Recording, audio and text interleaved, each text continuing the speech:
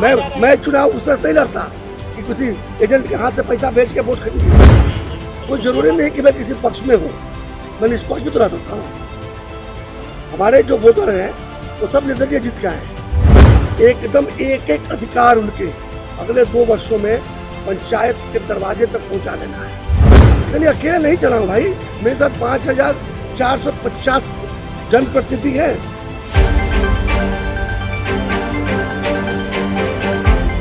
मैंने 6 वर्षों में जो काम किया था वो मेरे सामने था और मैंने बाकायदे डॉक्यूमेंट करके डायरी बना के अपने मतदाताओं के बीच में भेजा था।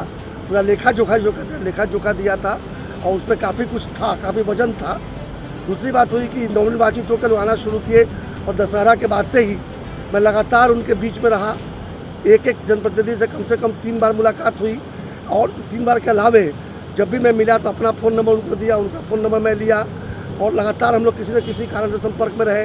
कभी किसी को मेडिकल इमरजेंसी है, कभी किसी को कहीं कोई पैरवी करवाना है, कभी कोई ऐसे ही मिलना चाहता है। तो ऐसे करके हम लोगों ने एक इतना अच्छा परिवार की तरह संबंध बना लिया था कि टिकट अब कोई मायने नहीं रखता था। अकेले चले हैं, कारवा आगे बनेगा, क्या रणनीति? नहीं, अकेले नहीं चला हूँ भाई, मेरे साथ 5450 जनप्रतिनिधि हैं सारण के जो मेरी टीम में है और सबका फ़ोन नंबर मेरे पास है, मेरा फ़ोन नंबर उनके पास है। उनके साथ फ़ोटो खिंचाया हुआ है, उनके साथ भोजन किया हुआ है, उनका फ़ोटो बन के उनके घरों में टंगा हुआ है। तो वो संबंध जो है वो आप दूर नहीं कर सकते। मैं चुनाव उस तरह नहीं लड़ता कि किसी एजेंट के हाथ से पैसा भेज के वोट खरीदिए, तो बाकी जगह होता है, कई जगहों पर होता है। मैं सीधे मैं बताता हूँ कि मैं हूँ आपका प्रत्याशी और आपका वोट मांगने आया हूँ। इन कारणों से मैं वोट आपका मांग रहा हूँ। गलतियाँ भी जहाँ पे हुई है ना, नगर निगमों में मैं बताया है कि मैं पंचायत पर फोकस कर गया था, नगर पंचायत नगर निगम की समस्याओं पर मैं ध्यान नहीं किया। अगली बार मैं आप पर भी ध्यान दूंगा। देखिए, हम चूँकि ट्रेडिशनल राजनेता नहीं है इसलिए अभी तो झूठ बोलना नहीं सीखे। भाजपा ने नजरअंदाज किया है, क्या माना जा रहा है कि राजद के साथ मिलकर चलने के मुद्दे उठाएंगे? ऐसा आपने कैसे समझ लिया? ऐसे कयास लगाए जा रहे हैं कि भाजपा ने टिकट नहीं दिया, अब कयास लगाया जा रहा है कि राजद के साथ आप जा सकते हैं। ये कोई जरूरी नहीं कि मैं किसी पक्ष में हूँ, मैं निष्पक्ष भी तो रह सकता हूँ। हमारे जो वोटर हैं वो सब निर्दलीय जीत के आए हैं और उन्होंने मुझे अपने दल से जिताया, यानी कि निर्दलीय जिताया है। अब आगे अगर उनकी सेवा में कुछ विशेष जोड़ने के लिए अगर किसी के साथ जाना जरूरी समझा तो वो भी मैं उनसे परमिशन लेके करूँगा। ऐसा कुछ नहीं होने वाला है कि टिकट दिया कोई, वोट दिया कोई और चले गए कहीं और।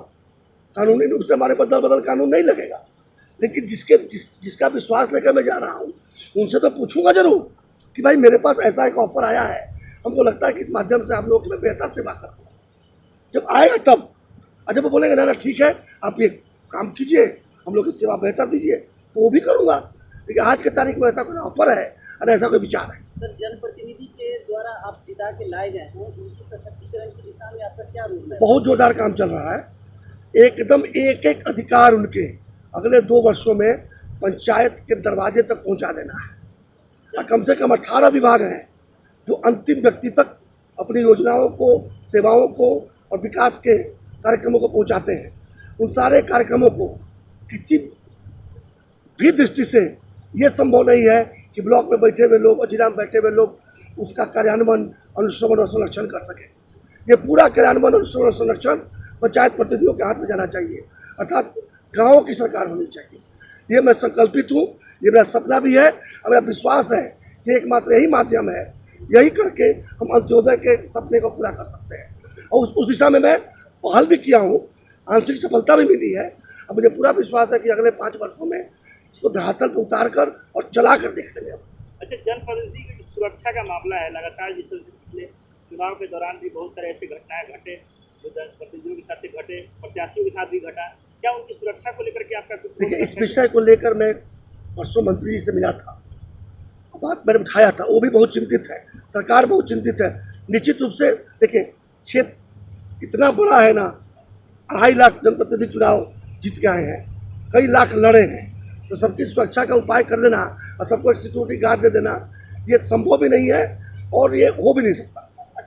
लेकिन माहौल बनाने का काम और कहीं कहीं खास जगहों पर सिक्योरिटी प्रोवाइड करने का काम, इस पर सरकार गंभीर है और मैं भी लगातार अपने मंत्री के संपर्क में हूँ। एक और सवाल है, जनप्रतिनिधियों का जो अधिकार की कटौती की जा रही है लगातार सरकार के द्वारा, उनको अधिकार से वंचित किया जा रहा है, उनका पावर ऑफ अटॉर्नी कम किया जा रहा है, क्या इसको लगता है इसको लेकर कुछ काम करने का? जैसे आपने कहा कि पंचायत सरकार का मैं निर्माण करूंगा, उसके तो कहीं ना कहीं जब अधिकार ही उनको नहीं मिलेगा तो कैसे आप?